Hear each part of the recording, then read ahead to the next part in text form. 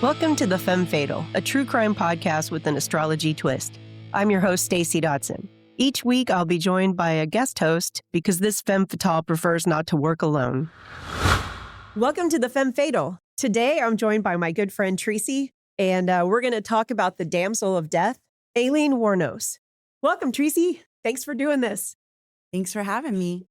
What made you pick Aileen? Well, she's the queen. In my opinion, she's the queen of all serial killers.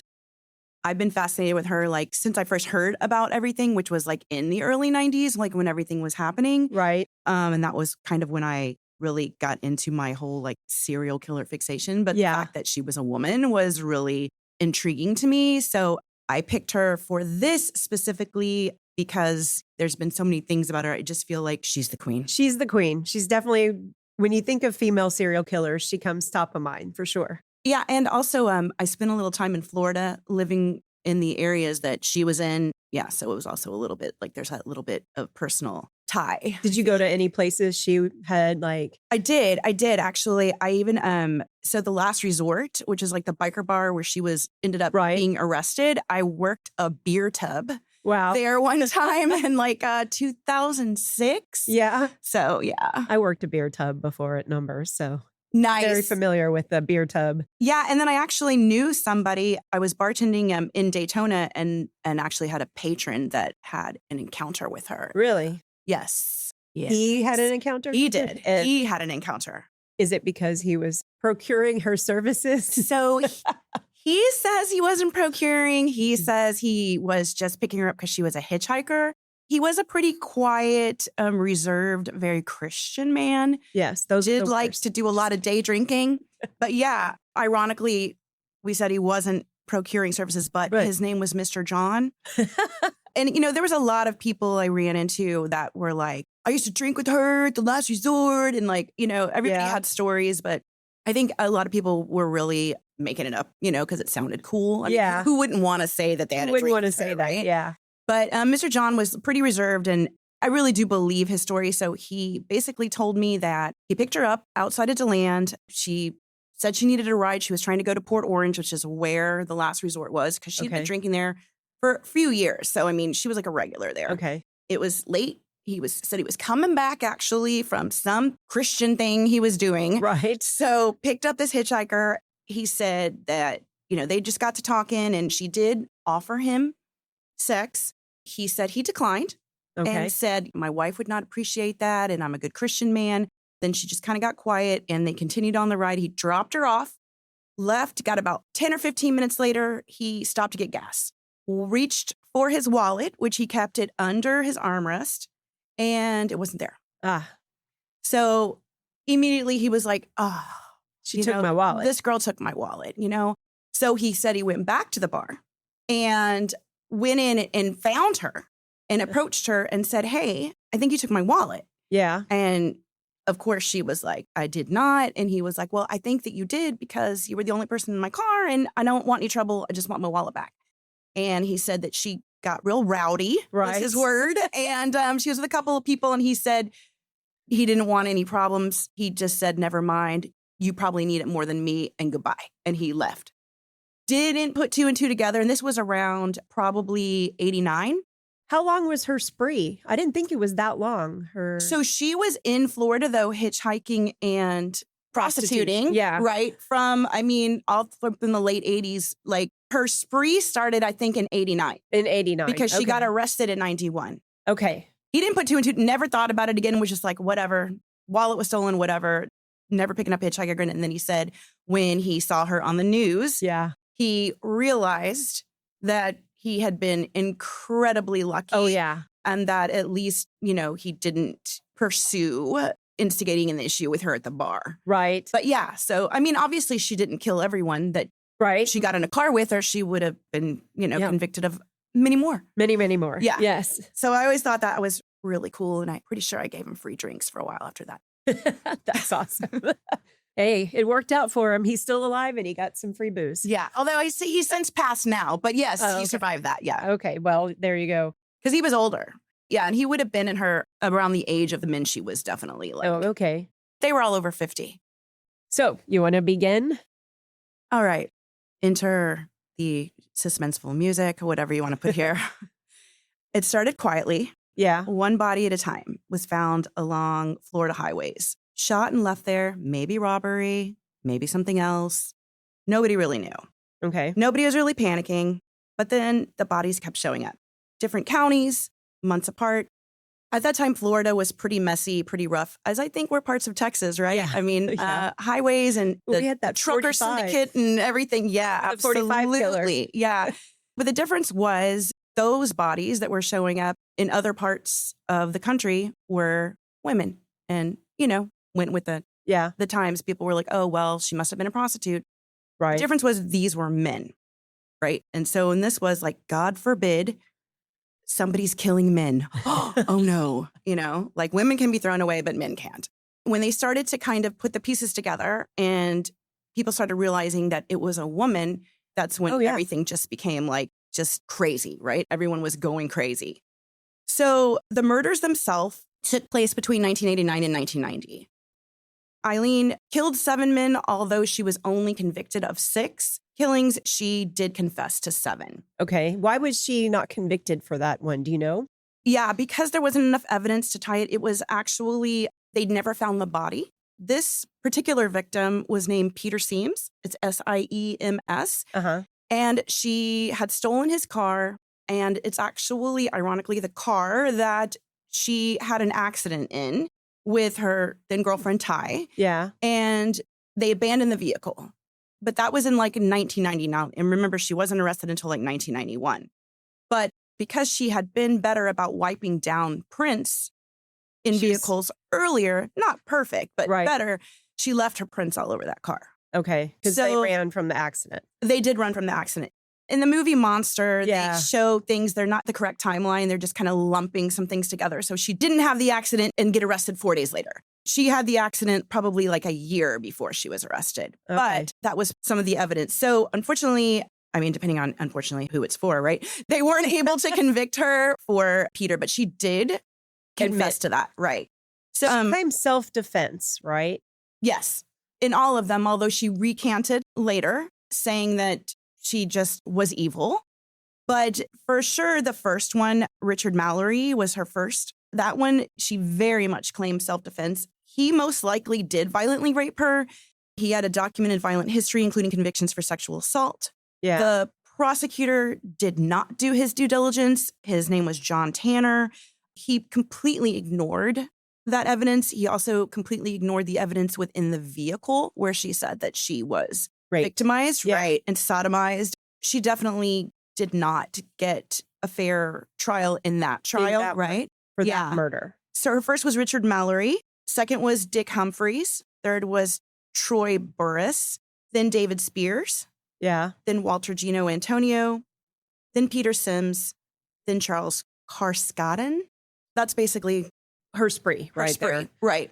Obviously, we're going to talk about Monster because that was, well, it was a great movie. But I can tell you, I don't think there's a woman in the world in that scene of the first one that would not have shot that man. Absolutely. And rightfully so.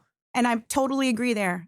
But, 6 more times? Yeah, no. We don't know. I feel like, and this is going to sound terrible, but the minute someone dies, everyone acts like they're a saint. Right. And I mean, it's like, come on. Some of these people, other than Richard Mallory, may have deserved it. I mean, an eye for an eye, right? So anyway, I'd like to talk a little bit about who Aileen was. Okay, yeah, that'd be great. So she was born Aileen Carol Pittman, February 29th, 1956, Rochester, Michigan, but she grew up in Troy, Michigan.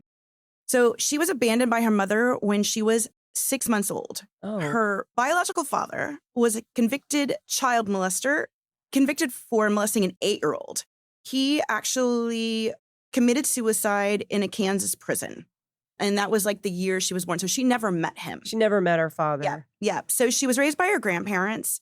There's definitely a lot of speculation that her grandfather was very abusive toward her. Now, not necessarily in a sexual way, but I guess she took a lot of beatings. Yeah. So she got pregnant at age 13, gave birth to a baby that she put up for adoption.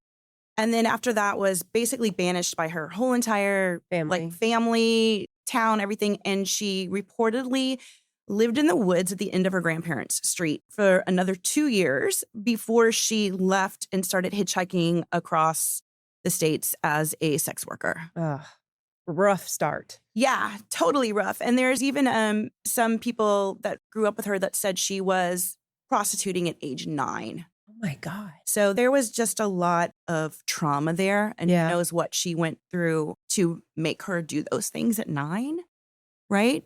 I don't know. What do? You're hungry? Like, if she's living in the woods. Yeah, I mean, she wasn't living in the woods at the age of 9, but she was still like... Oh, that's right. You said she got pregnant at 13. And yeah, that's when but still pregnant at 13. I mean, like, and that's the thing that was never really looked at when she was on trial. It was like, there was obviously trauma. There was obviously mental illness. There was so many factors that, like, she just didn't have a chance. She never had a chance. She never had a chance, no.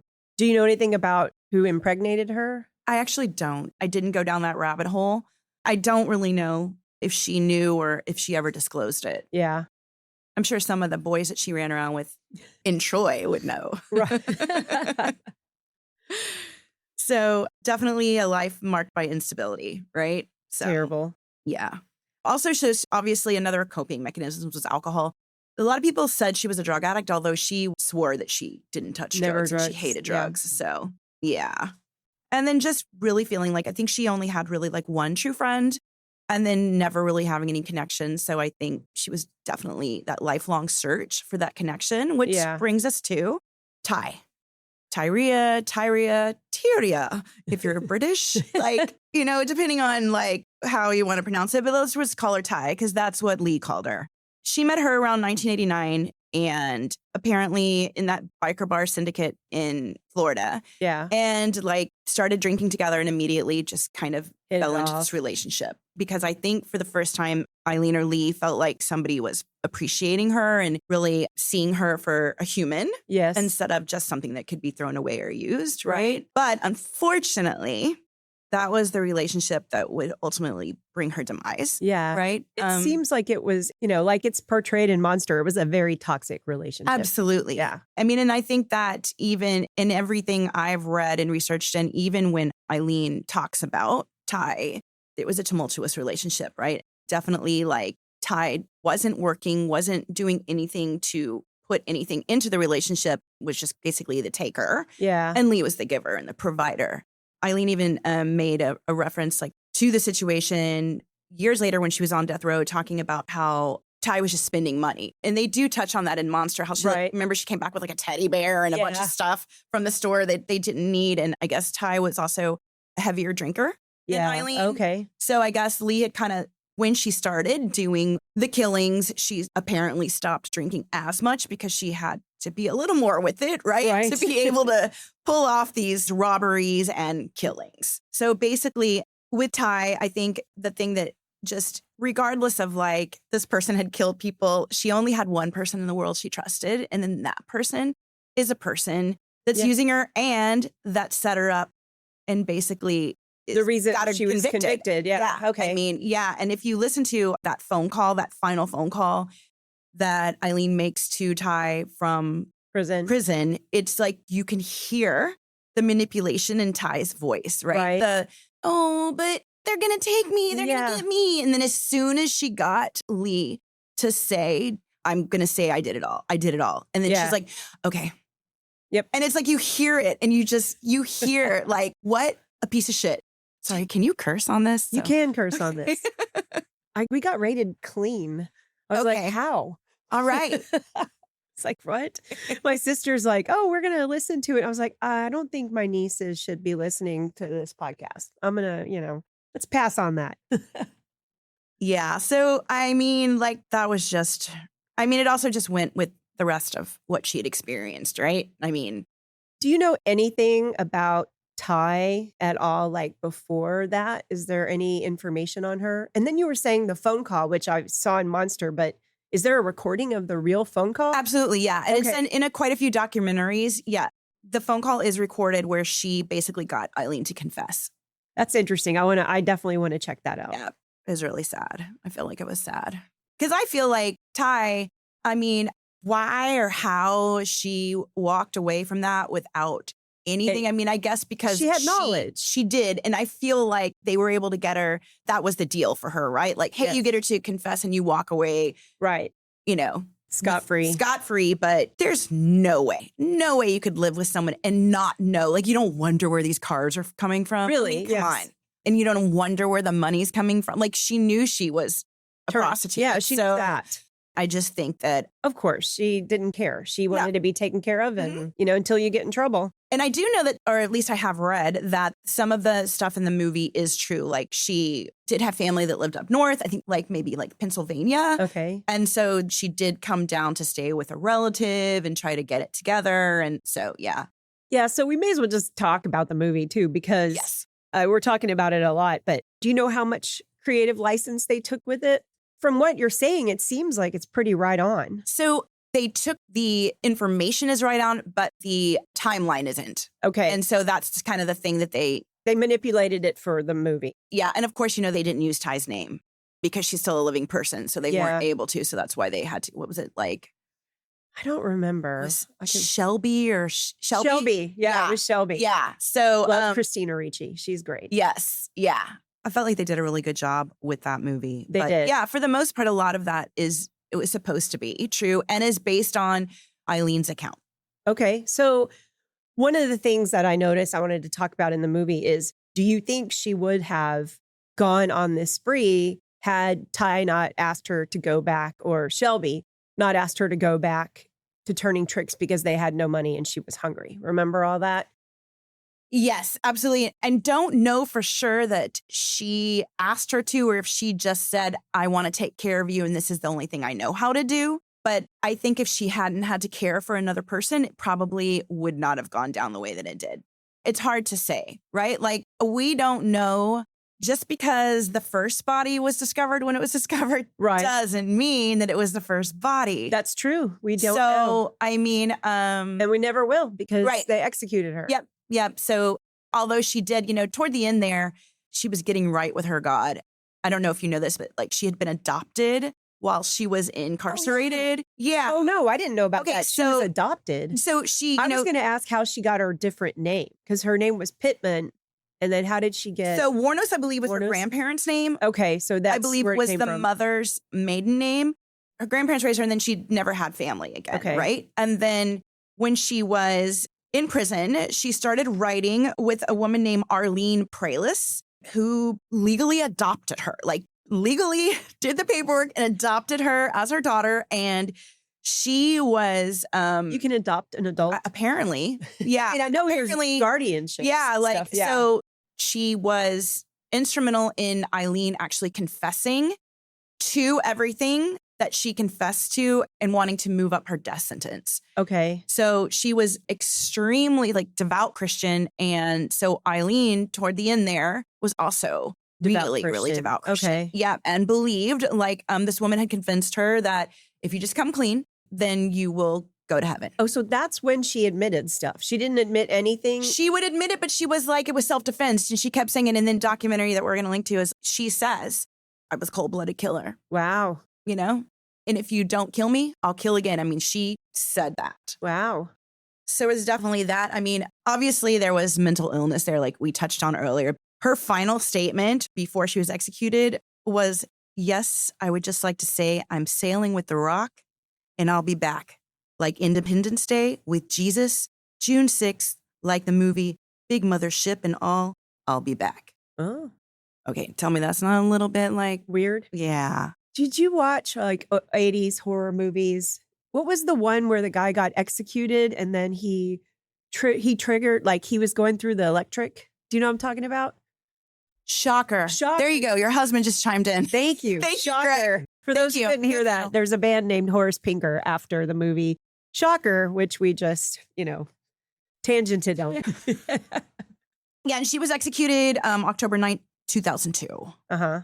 She was the last woman executed in Florida, right? Yeah. It says here October 9th, 2002, right? Correct. Lethal injection. Lethal injection was there. Yeah. Okay. I wonder who the last man was executed in Florida. That's for another show, Stacey. That's another show. And that's another, a complete different show. Yeah. This is all about women here. Yes. So we kind of already touched, if you want me to jump into pop culture, like we already touched on Monster. And I mean, really, people have seen that movie. Charlize Theron won an Oscar for that role. She did great. She was amazing. She really was. I really like the story they portrayed it because you did have sympathy for her with some of the stuff that she went through. And it only touched on her childhood, only reflection, narration, right? But there is a little sympathy there, especially in that first kill. Yes. Right. But there's also a bunch of other stuff. There's 2 songs that I found. I'm sure there's more. Super Heist wrote Poor Eileen, and then Macabre wrote Wuornos. And so, of course, they're death metal bands, which seems to, like a lot of my podcasts, there's a lot of death metal I link to. Right. But you wrote a song about her, right? We did. My band, Tracy and the Phantom Punks. They're awesome. Thank you. Horror punk band. We have a song called Ho Lee. Oh. Yeah. Yeah. It's on Spotify, right? It is. Okay. We're definitely going to link to on all that platforms. Song. All platforms. Do you feel like you have some kind of personal connection with having lived there and knowing all that, like a little bit to her? I mean, of course, I'd like to believe that I do. Right. But I was always drawn to it. So I'm like, I was specifically drawn to, it's not like I just picked that biker bar randomly to go to try to get on a bike event as a beer tub girl. It was specifically because of Aileen Wuornos and my fascination with that. Yeah, pretty much a lot of the decisions I've made in my life have revolved around things that related to serial killers. It's just been one of those weird things. Like, you heard it, folks. She's going to be a regular guest here. There's not really any other women that it was like, that I was personal. Oh, that you were personally. Isn't there someone called the Black Widow? We need to do her. Yes. Yeah. There's a whole slew of women we can talk about for sure. I also watched, she's in American Horror Story Hotel. And it's the hotel season. The owner every year on Halloween throws a serial killer dinner. And she was one of the guests. Dahmer, Zodiac Killer, Gacy, Richard Ramirez. They were all in this scene. My favorite. Richard Ramirez, yeah. I watched only that episode because I wanted to get ready. But Richard Ramirez is the first one that shows up to the hotel and they sign in the guest book. And they take him to his room and they're like, we left a little something on your pillow, right? And they try to give him a key. He's like, I don't need a key. So then you'd see him climbing in, doing things that he did, like would go eat something. And then he's got this couple sleeping there. And then I think that was really well done. And Aileen tried to pick up someone in the bar. It was an interesting episode that I watched. Okay, let's jump into astrology, right? So Aileen Wuornos, born February 29th, 1956. She was born on Leap Day. Ooh. So, even her birthday doesn't fit in a calendar. She had a son. And for those that, I'll recap. Her son was in Pisces. You understand a little bit about astrology, right? Yes, a little bit, though not near. And you're Sagittarius, right? Correct. You know how many Sag women I have in my life? It's ridiculous. They're the best. Yes, they're the best. So her son's in Pisces, and Pisces is the oldest sign of the zodiac. They are aware of everything. And they also have too much, like an empath. They process way too much. So Pisces definitely are emotional and sometimes can shell up and disappear from the world and can be loners. And it seems like she was kind of a loner. So healthy Pisces are compassionate, but unstable Pisces can dissolve into addiction, paranoia, and blurred boundaries between right and wrong. You know what I mean? My dad. Your dad's Pisces. Right. Yeah. Remember we talked about that memory of the Speedo. So yes.